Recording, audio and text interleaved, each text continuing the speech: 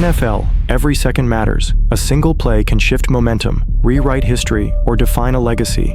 But what happens when the biggest games don't just feel dramatic, they feel scripted? Sometimes it's just a bad call. Sometimes it's bad luck. But every once in a while, the moment feels so unnatural, so perfectly timed, that fans, players, even analysts are left wondering, was this really just football? Or was something, or someone, pulling the strings?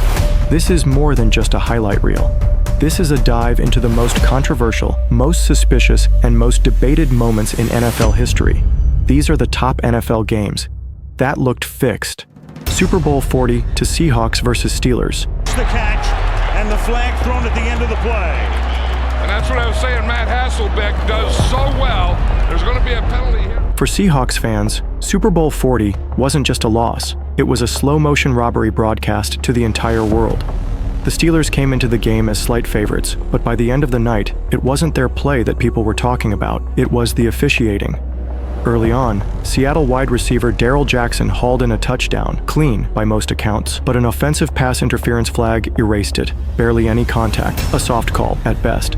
Later, a holding penalty nullified a critical gain that would have put the Seahawks in striking distance. Then came the now infamous Ben Roethlisberger touchdown, a play that, even with slow-motion replay, showed the ball possibly never crossing the plane. The officials upheld it anyway.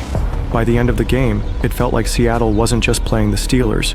They were fighting the rulebook, one call at a time, and years later, head referee Bill Levy admitted as much. It wasn't my best game. I'll carry that around for the rest of my life. If a Super Bowl referee says that, you know something was seriously wrong. 2018 NFC Championship, Saints versus Rams. Some bad calls are frustrating. This one altered the course of NFL history. The Saints were driving. Game tied. Just under 2 minutes left. All they needed was one more first down to run out the clock and kick the game-winning field goal. Then it happened. Drew Brees dropped back and fired to Tommy Lee Lewis. He never got the chance to catch it. Rams cornerback nickel Roby Coleman launched himself into Lewis, helmet first, early, and violent. No attempt to play the ball. No debate about what happened. Everyone saw it. Everyone, except the officials. No flag, no review, no explanation. The Saints settled for a field goal. The Rams tied it. Overtime came. The Saints lost. And New Orleans? They never forgave the silence. That single no call was so egregious, the league changed its rulebook, allowing coaches to challenge pass interference the following season. But the damage was already done. A franchise with a closing championship window had it slammed shut, not by a defense, but by a decision. Super Bowl 3, Colts versus Jets. In the build-up to Super Bowl 3, there was no mystery. Everyone believed the Colts would dominate. They were the NFL's finest, disciplined, powerful, seasoned. The Jets? Just a flashy AFL team with a loudmouth quarterback. Then Joe Namath made history, not just on the field, but in front of the cameras. We're gonna win the game, I guarantee it. He backed it up. But the Colts didn't just lose, they fell apart. 3 interceptions, questionable play calling, a complete lack of urgency. For decades, it's been framed as the ultimate underdog story. But to some, it's something else. An intentional stumble. The NFL and AFL were days away from merging. A win by the old guard Colts would have reinforced the gap. A win by the Jets? That made the merger feel like equality, like progress. Was it an upset, or was it business? Cowboys versus Packers, the Dez Bryant catch. There's no debate more legendary, or more exhausting, than this one. Did Dez catch it? 2015 divisional round. 4th quarter, 4th down. Tony Romo throws deep. Dez Bryant elevates, snags the ball, secures it, and stretches toward the end zone. He hits the ground. The ball pops loose, but by every football instinct, it was a catch. The officials? Incomplete. The reason? A now-defunct clause called the process of the catch. You can slow it down frame by frame, you'll see control, possession, a football move. But it didn't matter. The Packers took over, the Cowboys' season ended, and the league spent the next few years rewriting the rules they used to take that play away. Super Bowl 51, the 28-3 collapse. No one forgets this one. The Falcons were up 28-3, a score that felt untouchable. Then, a sequence of decisions that defied logic. Pass plays instead of runs to burn the clock. A holding penalty that pushed them out of field goal range. Defensive breakdowns. And Tom Brady? He was perfect. Methodical. Precise. Unstoppable. The Patriots tied the game. Took it to overtime. Won it. Some call it the greatest comeback in NFL history. Others can't shake the feeling that it all unraveled a little too perfectly.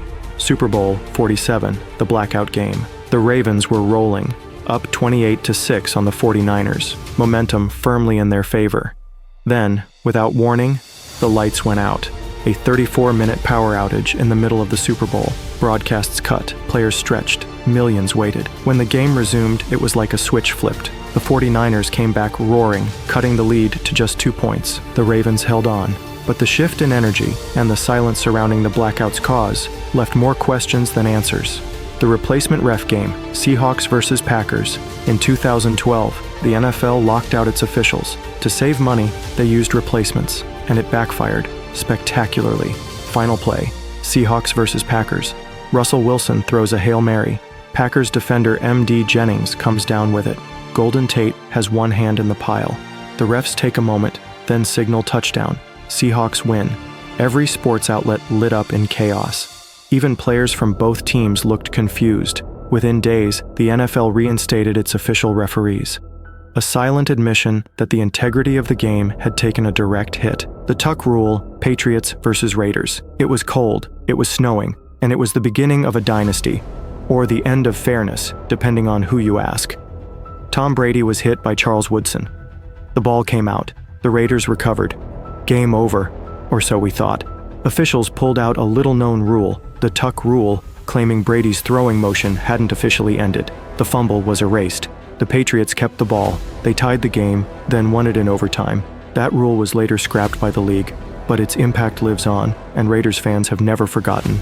Brady's roughing the passer call, 2022 versus Falcons. In Week 5 of the 2022 season, the Falcons were mounting a comeback against the Buccaneers. With under 4 minutes left, Atlanta had just sacked Tom Brady on 3rd down, setting up a potential game-winning drive. But then, the flag came. Referee Jerome Boger called roughing the passer on what looked like a clean textbook tackle. Even longtime analysts were stunned. "That might be the worst roughing call I've ever seen," said Troy Aikman on the broadcast. The call gave Tampa Bay a free 1st down. They ran out the clock. Game over. Calvin Johnson's catch, 2010. Calvin Johnson, one of the greatest receivers of all time, makes a leaping catch in the end zone, secures the ball, lands with both feet, and celebrates. But the officials ruled it incomplete. Why? Because he let the ball go when he stood up, and it didn't survive the ground. It was the debut of what fans began calling the Calvin Johnson rule, a bizarre interpretation of what constitutes a catch. The Tom Brady Phantom 1st down, 2023 vs. Raiders. During his final season, Brady and the Buccaneers were in a close battle with the Raiders. On a critical 4th down, Brady appeared to be stopped short of the marker, both in real time and on replay. Yet the refs awarded him a 1st down. Fans lit up social media instantly. Did they move the chains just because it's Brady? Even former players started raising eyebrows. Some called it the Phantom Spot. Super Bowl 52. Did the NFL want a Brady versus Foles rematch?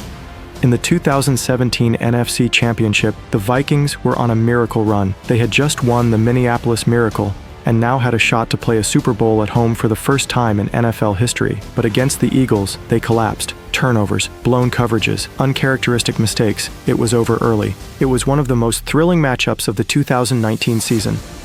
Patrick Mahomes and the Chiefs versus Tom Brady's Patriots, with a Super Bowl trip on the line. In the 4th quarter, the Chiefs were clinging to a lead. Then came a roughing the passer call on Chris Jones, who had barely brushed Brady's shoulder pad. The result, a fresh set of downs. The Patriots scored. They won in overtime. But what didn't get flagged? A clear helmet-to-helmet hit on Mahomes earlier in the game that left the young QB slow to get up. No flag, no replay, nothing. Why it matters. One quarterback was protected. The other was punished. And in a game that could have been Mahomes' Super Bowl debut, it instead felt like the league was writing a familiar script.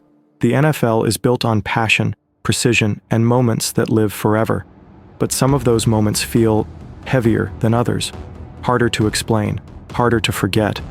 Were these just human errors in high-stakes games, or were they signs of something deeper, influence, intention, interference? We may never get the full truth, but one thing's certain, these games will always raise questions. So tell us, which moment made you stop and wonder, was that game really fair? Let us know in the comments. And if you want more stories like this, subscribe, share, and stay tuned. This is football like you've never heard it before.